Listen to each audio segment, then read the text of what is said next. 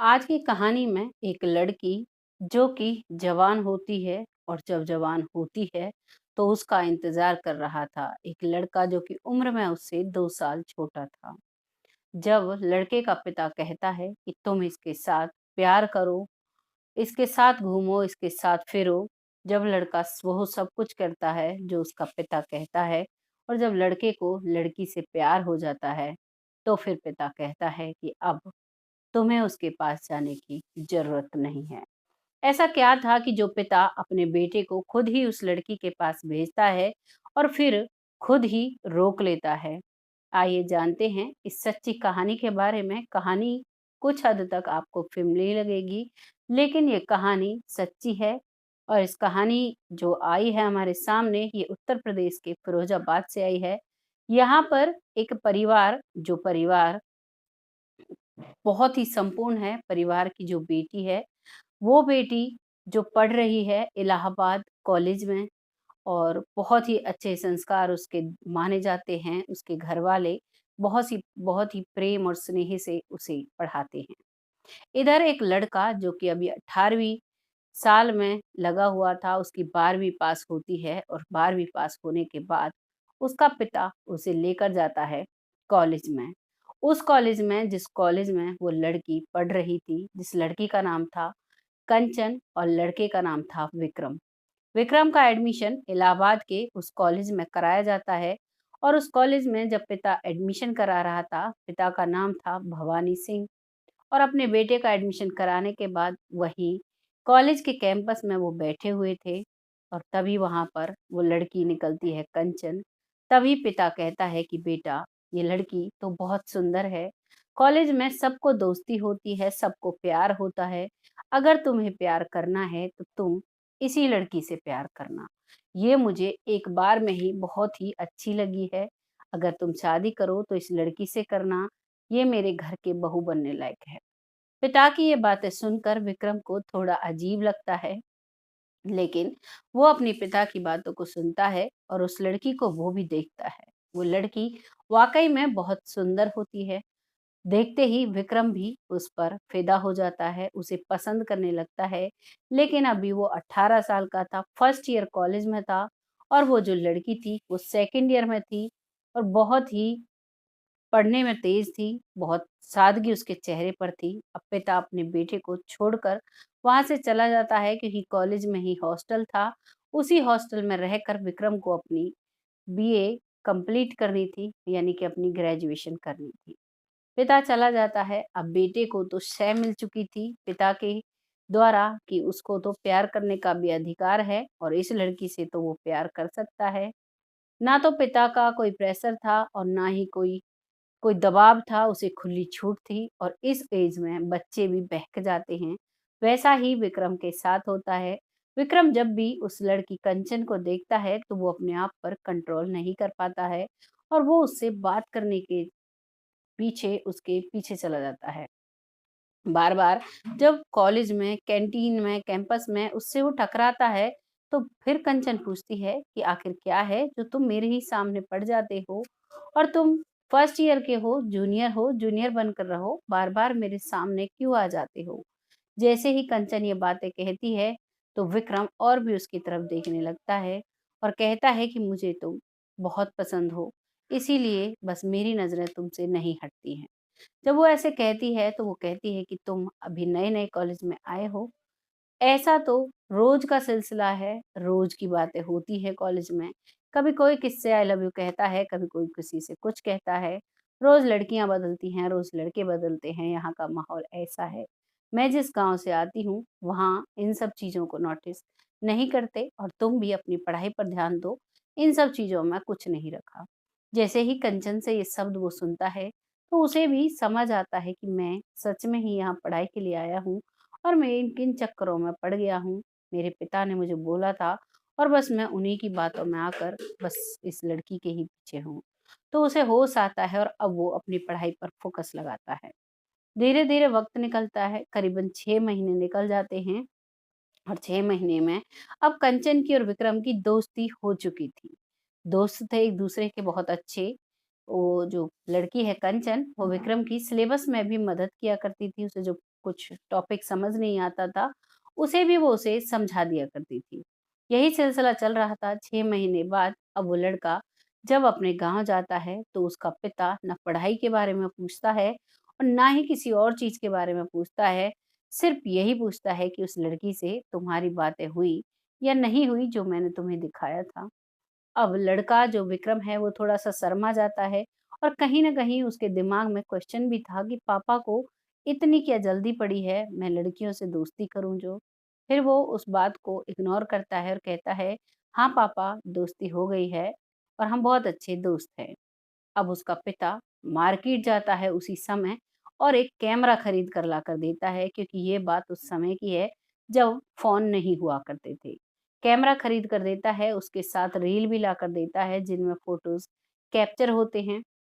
और अब उससे कहता है कि चलो, बहुत अच्छी बात है, तुम बाहर रहते हो, घूमने-फिरने जाते हो, तो अपनी फ़ोटोज़ खींच लिया करो जिससे कि हमें भी पता लगता रहे कि हमारा बच्चा कौन-कौन सी जगह पर घूमता है, कैसे रहता है। इस बात से लड़के को कोई भी आपत्ति नहीं थी और वो कैमरे को ले लेता है। तभी साथ में ही उसका पिता कहता है, भवानी सिंह, कि तुम उस लड़की का भी फ़ोटो अपने साथ खींच लेना, क्योंकि अब तुम्हारी यादें इकट्ठी हो जाएँगी तो शादी के बाद बहुत अच्छा लगता है, शादी तुम्हारी उसी से करा देंगे। अब वो वहाँ से ये फ़ोटो, कैमरा और रील लेकर चला जाता है। दिमाग में कहीं न कहीं सवाल था, लेकिन कम उम्र होने की वजह से इतना ध्यान नहीं दे पाता है, इतना चीज़ों पर गौर नहीं करता है और अब फिर से अपने कॉलेज में पढ़ाई करने लगता है। बहुत अच्छे से पढ़ाई करता है, लड़की भी बहुत अच्छे से पढ़ाई करती है और अब वो दोनों एक-दूसरे के साथ ज़्यादा से ज़्यादा वक़्त देने लगते हैं। तभी वो लड़की कहती है कि तुम मेरे साथ इतना वक़्त बिताते हो, कहीं तुम्हें मुझसे प्यार ना हो जाए। तभी विक्रम कहता है कि मुझे तो तुमसे प्यार हो चुका है। तो लड़की कहती है, प्यार-व्यार तो अलग बात है, मैं तुमसे उम्र में 2 साल बड़ी हूँ और मेरी उम्र तुम्हारी और मेरी शादी के बीच में आ सकती है। तुम्हारे माता-पिता ऐतराज़ करेंगे। तभी लड़का कहता है कि मेरे माता-पिता मुझे इतना प्यार करते हैं, अगर मैं किसी बूढ़ी औरत को भी ले जाकर उनके सामने खड़ा कर दूँ कि मुझे इससे शादी करनी है, तो वो मना नहीं करेंगे। जब वो इतना कहती है तो लड़की मुस्कुरा जाती है और कहती है, क्या तुम्हारे माता-पिता तुम्हें इतना प्यार करते हैं? फिर तो कोई भी परेशानी नहीं है और अब हम दोनों आराम से रह सकते हैं, आखिरकार शादी तो हमारी होगी ही। और अब वो एक-दूसरे के साथ और भी खुल जाते हैं और ज़्यादा से ज़्यादा वक़्त बिताते हैं, साथ ही जहाँ-जहाँ घूमने जाते हैं, जहाँ बैठकर खाना खाते हैं, कमरे में बैठकर स्टडी करते हैं, अकेले में टाइम बिताते हैं, ज़्यादातर समय की वो फ़ोटोज़ निकाल लेते हैं। उसी वो सारी रील्स जो उसके पिता ने दी थी, उन फ़ोटोज़ में वो रील सभी फ़ोटोज़ खींच लेते हैं, वो सारी रील खत्म हो जाती हैं। और ऐसे ही करके उसकी ग्रेजुएशन का फर्स्ट ईयर हो जाता है और लड़की का लास्ट ईयर चल जाता है, उसका सेकंड ईयर चल जाता है और दोनों अपनी पढ़ाई को कर ही रहे थे। अब जब सेकंड ईयर में उसका एडमिशन हो चुका था, तो वो गाँव आता है और गाँव आकर उसका पिता सबसे पहले पूछता है कि बेटा, जो कैमरा मैंने तुम्हें दिया था, क्या तुमने उसमें फ़ोटोज़ खींची? तो वो कहता है, हाँ पिताजी, उसकी तो सारी रील्स भर गई हैं। और उस पिता को बड़ा बेसब्री से इंतज़ार था कि कब वो उन रील्स को देखे और कब देखकर बताए कि अच्छी हैं या नहीं हैं। वो फटाक से उसके बैग से कैमरा निकालता है और रील्स को धूप की तरफ कर देख रहा था। तो उसमें उसे पता लग रहा था कि एक लड़की इसके साथ है। अब उसे संतुष्टि हो जाती है और उन रील्स को, वो कैमरे को लेकर जाता है जहाँ पर फ़ोटोज़ निकाले जाते हैं और उन सभी फ़ोटोज़ को निकलवा लेता है और निकलवाने के बाद कहता है कि बेटा, अब तुम्हारा काम हो गया, आज के बाद तुम उस लड़की से कभी नहीं मिलोगे।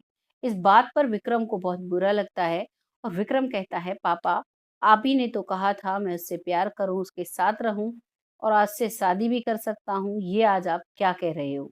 इतना कहने पर पिता कहता है कि बेटा, आज मैं तुम्हें एक कहानी सुनाता हूँ, जो हमारे साथ परसों पहले हुआ, आज मैं अपने दुश्मन के साथ वही करना चाहता हूँ। उसका पिता जो बताता है उसे सुनकर विक्रम सुन्न हो जाता है बिल्कुल, कुछ भी पलट में कह नहीं पाता। वो बताता है कि बेटा, आज से 15 साल पहले तेरी बुआ थी लक्ष्मी नाम की, तेरी बुआ प्यार करती थी, ये जो लड़की है कंचन, इसके चाचा से और इसका चाचा जिसका नाम था बालकेश्वर, वो भी तेरी बुआ से प्यार करता था, लेकिन जब तेरी बुआ ने शादी के लिए कहा, तो बालकेश्वर पीछे हट जाता है और तेरी बुआ इसी चक्कर में अपनी जान गँवा देती है। वो कुछ न ज़हरीला पदार्थ खाकर अपनी जान मेरी ही बाहों में देती है। मेरे इन्हीं हाथों में उसकी जान गई थी। मुझे उसका बदला लेना था। आज तुमने मेरा काम कर दिया है, अब हम भी उनकी लड़की से शादी नहीं होने देंगे तुम्हारी, और जब वो भी ऐसे ही जान देगी, तो मेरा बदला पूरा होगा। जैसे ही विक्रम अपने पिता भवानी सिंह की बातें सुनता है, तो वो बहुत ही परेशान हो जाता है, लेकिन पिता के सामने कुछ भी बोल नहीं पाता। पिता कहता है कि क्या तुम मेरा साथ दोगे इस चीज़ में?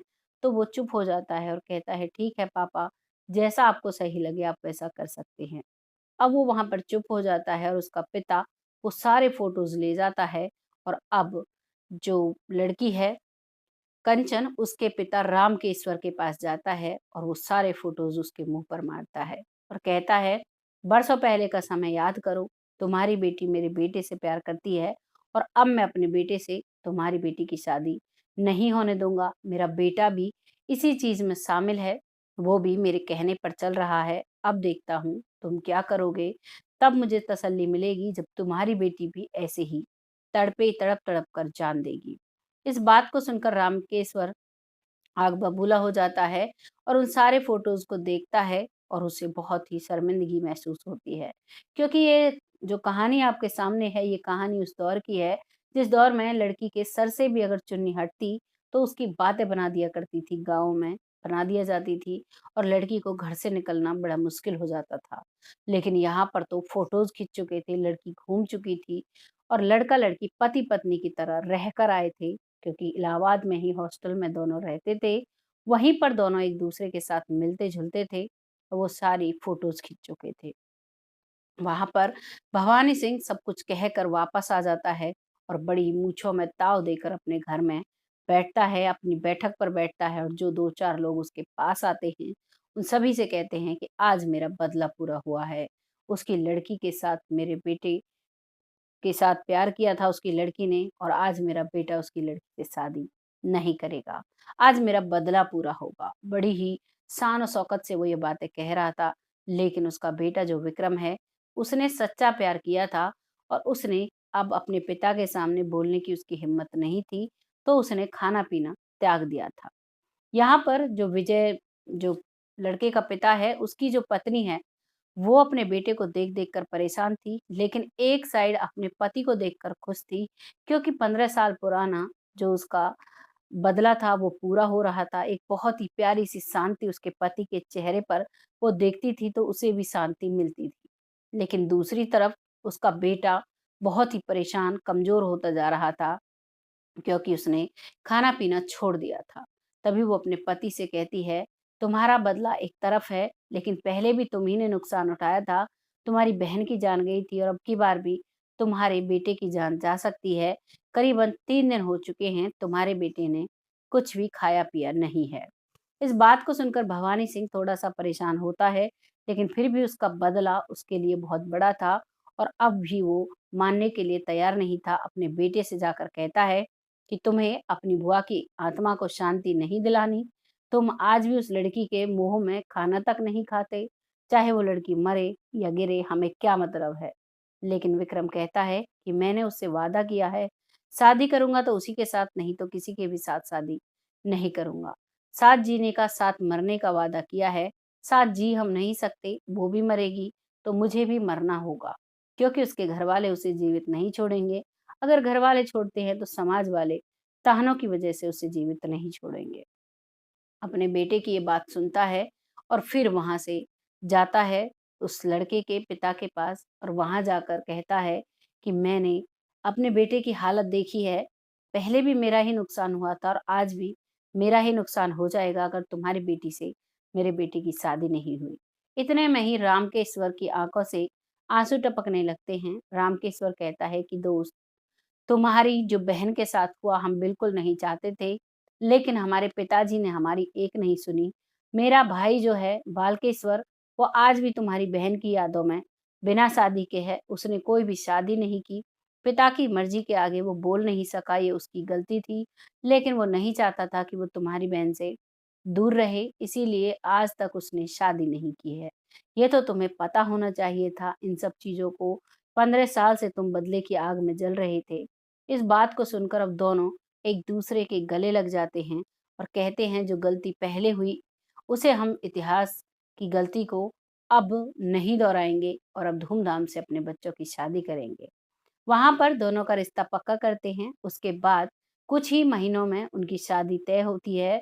शादी तय वक़्त पर हो जाती है और बहुत ही प्यार से वो लोग रहते हैं। अब उनके बच्चे भी हैं और बहुत खुशहाल ज़िंदगी वो जी रहे हैं। ये थी कहानी एक परिवार की, एक परिवार में जो लड़ाई हो चुकी थी, जो हो चुका था उसका बदला लेने की, लेकिन एक लड़के की समझदारी ने उस नौबत को नहीं आने दिया, जो आ सकती थी, 2 लोगों की जान जा सकती थी। आपको कहानी को सुनकर कैसा लगा? जो भी बात है कमेंट बॉक्स में ज़रूर लिखिएगा। बहुत जल्द फिर से आती हूँ ऐसी ही किसी कहानी के साथ। तब तक के लिए जय हिंद।